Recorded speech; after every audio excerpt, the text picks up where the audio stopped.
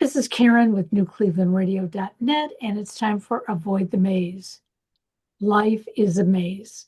There's no direct line from where we are to where we're going. The journey has twists, turns, and throws obstacles in our way. But at each intersection, we have choices. And when we walk with mindfulness, we can become more attuned to our surroundings. The unexpected opportunities that rise with each step, that's what we're going to learn about today. Because you don't have to navigate life alone. There are others just like you, staring down blank walls and wondering which direction to take. This podcast is a space for shared experiences because sometimes a story may echo your own, and that moment of connection might be exactly what you need. My guest today is Kerry Thomas, who I met through podmatch.com. And I always like to mention them because if it weren't for Podmatch, I probably wouldn't get to know some of the people that I do know.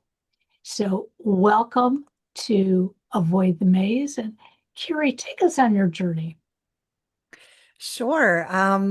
I started, it's funny because before we started recording, we were talking about ADD, and you mentioned that you had trouble learning some things. And so part of my journey, you made me realize that my goal was always to be an ophthalmologist or an optometrist when I was a young girl. That's what I wanted to do. And I even worked in an ophthalmologist's office. And I went to school, went to college, and loved it. I loved everything about college, but I was taking everything twice in the science world. I took chemistry twice, a D and then a B plus. I took physics twice. And I quickly realized I can't take everything twice. That's not cost effective. And I'm going to graduate when I'm 40. So I switched gears into special education, which was also something I had always had a passion for. I had volunteered in several of those areas working with kids. And so it was an easy transition, even though I let go of that ophthalmology dream. So I graduated and I taught for about almost 10 years. And then we were moving a lot at that time. And so I was also raising my boys. And every time I thought I would get recertified, we were in a new state. And so if you've ever taught, or any of your listeners have ever taught, you know what a challenge that can be. So I had a friend who had become a professional organizer. And I will never forget when she told me. We were at lunch. I was back in my old town visiting, and I felt like lightning had struck. Like, wait a minute. People do that. That's a job. I can do that. And so she pointed me in the right direction. And a couple of years later, I actually launched my business in 2007 doing professional organizing. And when I started, I did everything that you think of that comes with organizing. So closets, garages, all those things. And I quickly figured out that I really liked the office, the business side of things. Even when I was teaching, I loved the systems and the organizing of, the files and things like that. It had always just come very naturally to me. So I got certified in 2014, or yes, late 2014, as a productive environment specialist. And I said, okay, that's it. I work with offices now, business owners, and I started down that path. And in 2017, another veer, and I did a TED Talk called From Clutter to Clarity. And it was about how clutter is not just what we see. It's not just the physical stuff, the email, but it's inside and it's mental and emotional and spiritual. And so people from all around the world were contacting me and saying, we want you to coach us on that part. And I turned the first few down and I said, well, I'm not a coach. I can't do that. And then I realized, you know what? This is a passion of mine. And these people are like hungry for help, begging for help practically. And so I once again pivoted a little bit and figured out how to become a good coach. And so now, as many ADD people would understand, my business is has two sides. I work with the business owners and I work with people who have offices, whether it's home or business office, and then I coach women on all of it. on their home clutter, their digital clutter, and their internal clutter. And I have group programs. So I, yeah, kind of have a split personality business, and I've learned to finally embrace that. Well, you know, when we talk about clutter, we always think it's everything that's sitting in front of us, the visual. Mhm. Um, right now, I share my home with my husband. Our boys live on their own and many states away. Um, and everything has its place, except in the office where I spend Mhm. all my hours because I share it with my husband. And it's basically divided, but it's 11 by 12. So it's not a big room, Right. has a lot of furniture. But my husband likes to make piles. And then when he determines that the pile is too big, or if I get on his case, he'll sort through them, but he never really throws much away. Mm. And it usually doesn't even go into a drawer, it goes into a new pile. Um, that's been very difficult for me, but I've had to learn to sort of put my blinders on and say, when I'm working, I'm looking at my screen, I've got my computer. It doesn't make any difference what's around me. However, it does hurt me internally. Oh, And I interesting. didn't realize that till recently Yeah. that I was in the middle of doing a podcast and my eyes wandered, and all I could think about was, oh, I hope nobody can see that mess over there. Well, of Yeah. course I can't because the camera's this way. But it was like, I can't handle the mess. Yeah. So, is that something that you help individuals with to take that clutter out of their mind? I do. And let me back up to the beginning because you said so many important things there. First of all, as a reformed piler myself, I understand that most likely what's happening with your husband is he doesn't have good systems in place. So he doesn't trust that if he were to put something away, that he could find it again. And Right. so that's a huge thing because a lot of people are like out of sight, out of mind. And even when people hire me, I have to at first, if they're a piler like I was and like your husband is, I have to say, okay, we're going to do something here. Just trust me. We're going to put a system in place that I promise you can find what you're looking for later. So that's most likely what's going on. But then the other side, what you were saying, you hit on something so true. And it's not just piles of paper in the office, it could be boxes in the corner. It could be, clutter anywhere in your environment. It does affect us internally. And without getting like too out there woo-woo, it affects the energy in your space, which then again affects you internally. And so it's important to address that part of it. And that's where my business and my own beliefs have grown over the years is it's not about cleaning up. It's not about making something look pretty.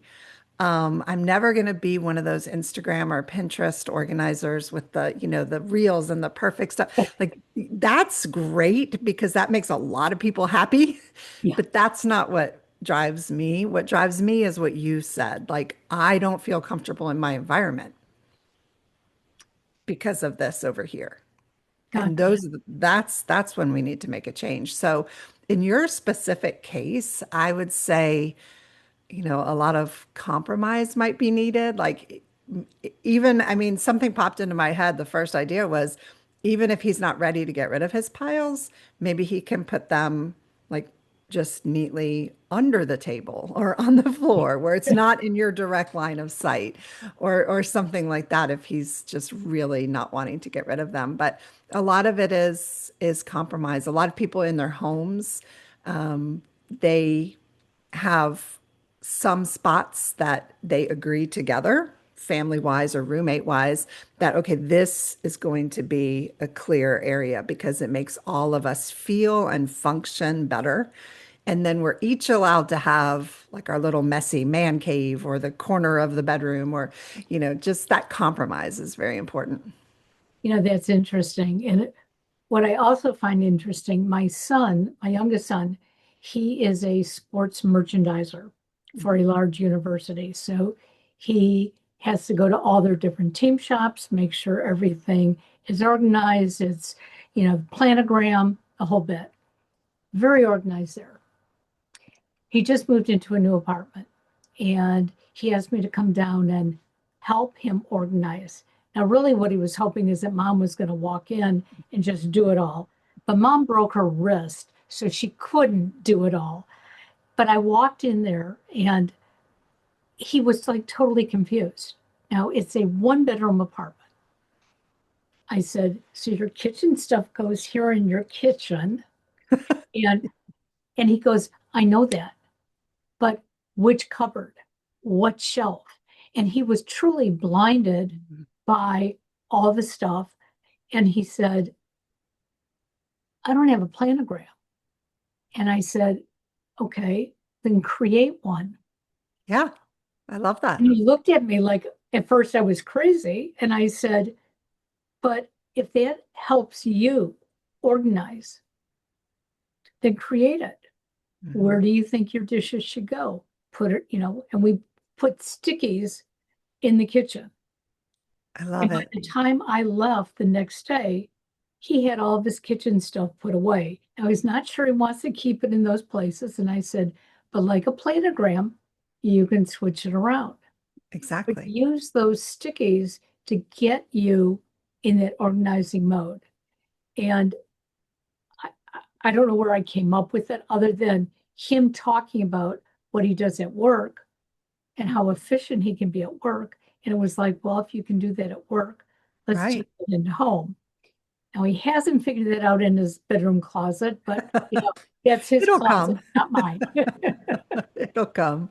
But no, that's perfect. And a lot of people do that. Like they can organize their work papers, but when it comes to home, the mail piles up for 3 weeks or vice versa. So it's very true. But one of the things you said was also a really good organizing principle is that give the prime real estate, so to speak, to the things that you're going to use the most. So that's especially true in kitchens. But you did that perfectly with him. Well, it's like as soon as he said planogram, it was like, well, you can create your own. And at Mhm. first he couldn't visualize it. And when I took out the stickies and started showing him what he could do, it was like, oh, well, I don't want the glasses there. I want them here. So we just moved the sticky over. Yeah. Um, but what keeps us from really wanting to maintain organization? Because I know I'm really good at, I've got my file cabinets, but I'll pile the papers on top of it. And Mhm. then once or twice a week, I'll go put them away. But I can't stand looking at the pile. But I haven't been able to even get myself, instead of putting it on top, just to put it inside the file cabinet. Are there any? That's actually a perfect system, Yeah. honestly, except that it's bothering you a little bit. So maybe Right. you do it a little more frequently. But that's actually one of the things I put in all of my clients' offices is a specific place, a tray, a basket, whatever it is, for papers to file. Because reality is we don't usually file every day or Yeah. every time we have a paper. So every productive office should have a spot where you put papers to file. So you're right on target with that. I would just say decide what works for you as far as a maintenance plan. And that's not just for paper, it's for everything. And I think you asked a good question, what keeps people from doing maintenance? And a lot of times it's simple, it's just not fun. Right? We are not getting that dopamine hit from filing a paper. We would rather go do something else. And so what I do with my clients from the very beginning, when they say, I want to organize this, I want to systemize this, whatever it is, their project, from the very beginning, we decide, okay, what is a realistic maintenance plan look like for you? Because long-lasting success, you need maintenance and accountability and a lot of times community, but that's not always possible. But maintenance and accountability. And so decide how often am I going to file? How often am I going to go back into my closet and, decide what to donate or rotate for the seasons or whatever it is. And so that's really, really important. And you have to do what feels right for you. And then the accountability piece can often bring in the fun. I have a couple of clients that do a FaceTime call or a Zoom call, and that's when they do their maintenance or their little straightening up of their areas. And so they look forward to it. So pairing it with something that's really fun or giving yourself a reward, anything that gives you that kind of like that dopamine hit. It's so important. How interesting, because sometimes I get very frustrated with myself. I'll look over and it's like that pile is getting, pretty big. And yet you're right. It doesn't, it feels like work to put it away. Mhm. It's much easier for me to sit here and write a blog or to write a training course, but to just put papers away, that's too much. Right. But But the simple act, if you decided, okay, every Saturday morning, I quickly file the papers from the week, and that's my system, that's my plan. Every time you looked over and your eyes caught those papers during the week, you would not have that same feeling you have now. You would not have guilt. You would not have angst over it. You would just move on because, oh, that's a Saturday morning thing. I don't have to worry about that right now. And interesting. that's where the beauty of a maintenance plan comes in and it frees us up. So let's go back to talking about individuals with attention deficit disorder. Um, I know when I was growing up, I'm 75 now, we didn't really talk about ADD. I'm sure there were many who had it, but it just wasn't identified. Um, and I didn't realize that I thought I had it until the last couple of years. And um, I struggled in school. And there were certain things that I just, like you were talking about science, there were things you weren't grasping. When it came to history, if it was dry text in a book, I couldn't get it. And so if I had to take a test and it was asking me about dates, forget it. I was going to fail that test. Mhm. And I remember going to an instructor one day saying, is there another way I can learn this? Because I'm never going to memorize dates. And I was told, no, you got to read it, you got to memorize it. But I went back to graduate school in the mid 2000s.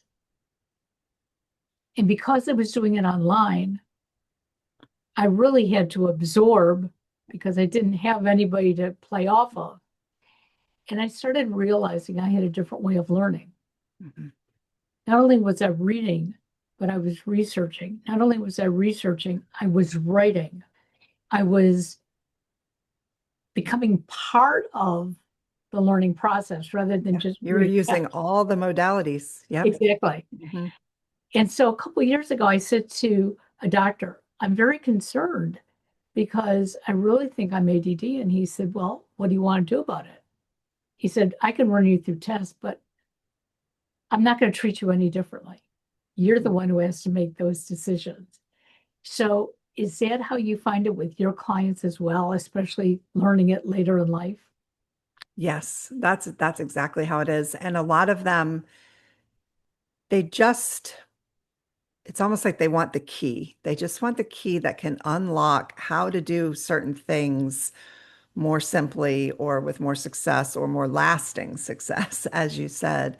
And it's interesting because I have a, a lot of women, especially, that have been diagnosed later in life or they feel like they have those symptoms later in life. And I've just recently come across some research. I am not ready to talk about it in a knowledgeable way, but I encourage anyone who feels this to go look it up about how as we approach menopause, those symptoms either come on or are heightened because of the change in our hormones and the loss of, some of those hormones, how it brings that about. And so that is my next area that I really, really want to research because I've seen and heard so many women talking about it. So I need to know more myself. But that's been an interesting thing that has just come into my awareness.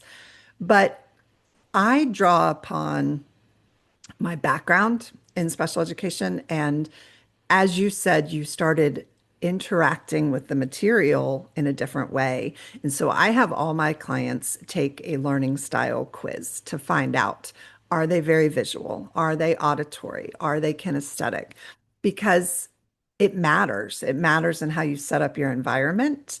One of the ones that always has a light bulb for people is if they're very visual. Lighting is so important, and not just good lighting, but being able to change the lighting and having different sources, natural light, lamps, floor lamps, just the lighting is very important. Color coding is very important for visual people. So I do dive into that. And that again, it's like learning the keys that can unlock. And sometimes the simplest tweaks make the biggest difference. I had one executive I worked with, and he was diagnosed from childhood with ADHD. And he just was struggling in his office, and we swapped out his chair for an exercise ball. And so he was having to engage his core, and he could wiggle a little bit, and he said that that was magic to him. So that's fun for me, figuring out those little tweaks. But we do look at learning style. Well, and it was interesting because when I decided to go back to school, my husband had gone back for his master's as well, and he had to take um, a test on learning styles. And so he came home and he said to me, I think I know what part of your problem was when you were in school earlier. And I said, what? And he said, you like to read, but you don't like, he's like, I don't like reading the newspaper. Okay, I can Okay. read a magazine, but a newspaper had always been difficult for me to read. He said, you don't like anything that is dry. You need it to have some substance. And I said, well, yeah. And he said, so he was taking a history course too. And he opened up a book and he said, read the first paragraph. And I was mumbling the words. I wasn't even reading them properly. And he goes, okay. And then he handed me, I think it was a People magazine. He said, read the first paragraph. And I was animated reading it. And he goes, there's a difference. And he said, so what I would suggest, and he was, getting his master's in education. He said, what I'm going to suggest to you is when you're reading something dry, you got to add to it. You have to look into it. And I found that helped me get through all my courses. If anything was like just the facts, you know, I would sit there and I would question them as I was reading it. Oh, And that's why I found I would read, I would research, and then I would write. And as I integrated it, I was getting excited because now I understood what that paragraph meant. yeah. Oh, that's so neat. Now, what's interesting where my brain went when you said dry, I went like this. I thought you actually meant like the tactile, because I've had clients that it matters, like what pen they use matters, what paper, so that's funny, but you were going a different way. And Yeah. I understand where you went with that. Yeah. Well, my husband is like that. He has to use, if I have three pens sitting here and he asks me for one, and I just hand him one of them. If it doesn't fit his fingers properly, he'll just throw it on the ground. He'll say, do you have another one? It's like, okay. Yeah. Now he Yep. will pick it up eventually, but Yes. it's he has to have that certain thing. So how do clients find you? Because typically when we think about organization, um, I normally think of, having somebody come in and getting rid of half the junk that I have in my house, which Mhm. my husband and I have talked about for years. He's been in IT now for a little over 40 years, and we still have floppy disks in this house. Yeah. And he's saving them just in case. You're not the only ones. Well, thank you. I appreciate that. So But- it's not just about cleaning out our cupboards, it's about cleaning out our heads. So, Yeah. how do people find you to know that this is something you can help them with? Most people find me through things like this, through podcasts where they hear me talk about it. I do a lot of speaking, both free and paid, because in speaking, you can go into those questions and you can go a little bit deeper. People still find me 8 years later from my TED Talk. I still get a couple of people every month that reach out directly because they watched that and then they went to my website. So through hearing me and through hearing that they're not alone. They're not unusual. They don't have to feel that shame. Shame is a huge word I hear a lot. Shame and overwhelmed. I hear those two words the most. And so when more than a post or more than an email, when people can see me and hear me speak or even ask questions, they start to realize, okay, I can get help for this. I also get, for that same reason, a lot of word of mouth, just recommendations. Sure. I mean, I do have all the things. I have a Facebook group and a web page and a landing page, but it's mostly through actually interacting with me that I get most of my clients. And when you talked about menopausal women, I'm just going to throw in that typically when we hit menopause, um, we're going through other things in our life as well. Either it can be change of career, it can be uh, marriage issues, it can be empty nest syndrome, so many things. And Mhm. I think that affects women. And I know it certainly did me. I didn't go through the empty nest syndrome until now my son's 35. He moved away 4 years ago. Mhm. Um, he lived at home. He had a good job and, he was trying to save money. And dad and I never said you had to move out.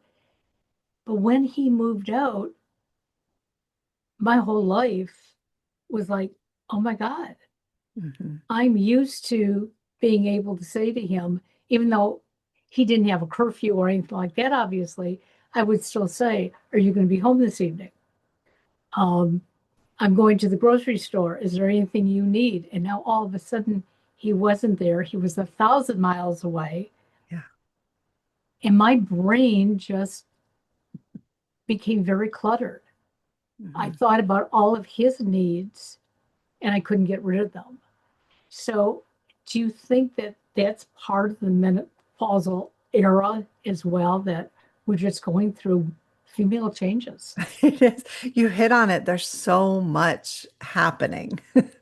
There's so much happening at once. And so, in addition to all of that, people end up coming to me because they feel like everything feels out of control. I don't recognize my body anymore. I don't recognize my family anymore. I don't, like you said, either I'm retiring or I'm changing, or I don't even recognize my worth and career anymore. I need to get control of something. And so they feel like, okay, all those photos that have been in that closet for 20 years, I'm finally going to get control of that, or I'm finally going to get control of all the paper in those boxes. And what happens, they hire me for that, and we end up talking, and it ends up, all of it ends up coming out, and I can help them. I'm not a therapist, I'm not a counselor, but I've worked with so many people and I've seen the patterns and I've received coaching and therapy myself. So, I can pass some of that along, but it's it's so common and it does help. Get it feeling that you have control in some areas. It does help. Some women go really heavily into a hobby or working out or, whatever it is, but it's all about figuring out what makes you happy and feel good. And part of that is feeling comfortable in your environment. Absolutely. Mhm. So, you're in Florida. I am. So, I'm in Ohio. If I Mhm. needed your services or wanted your services, would you do your services over Zoom with me, or do you have to actually be in my house? No, I actually did virtual long before most of the world did virtual. I had my first virtual client in 2017 because she was overseas. So I do a lot virtually. It actually is effective. You'd be surprised because you're getting in there and doing the changes yourself. So I do a lot like a coaching model. My group program for women who pretty much all fit the category that you described, is online. But then I also travel. I just got back last night from South Carolina from a client who originally was a virtual client, business systems, business operations. And then she got to know me. She opened up and she said, "Hey, can I fly you up here to work not only on the business, but in my home as well?" And so it's interesting how that transitions some, but I do travel. I travel to Virginia. I've traveled to Ohio. So it can be a hybrid. Hybrid's probably my favorite, actually, working together virtually and then doing like one on-site session to just really bang the rest of it out. That's probably my favorite. But I work virtually. I sit in front of this computer a lot, and my clients are still having success even though I'm not there. Well, and you brought up a point earlier that you have to be accountable for what you Mhm. decide to do. Um, and that's one of the things that I talk to my clients about as well. I work with a lot of special needs parents, and it's about doing what you need to do for you.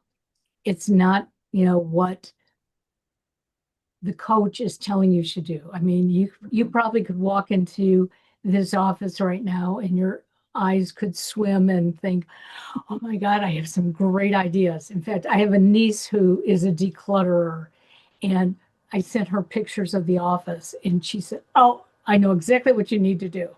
And I said, "And it's not going to happen." And I knew it wouldn't happen because it's not my stuff. And Right. I know my husband. If I take his magazines that are over in that corner, which are probably 10 years old, and I got rid of them, he's going to notice that as soon as he walks in the room.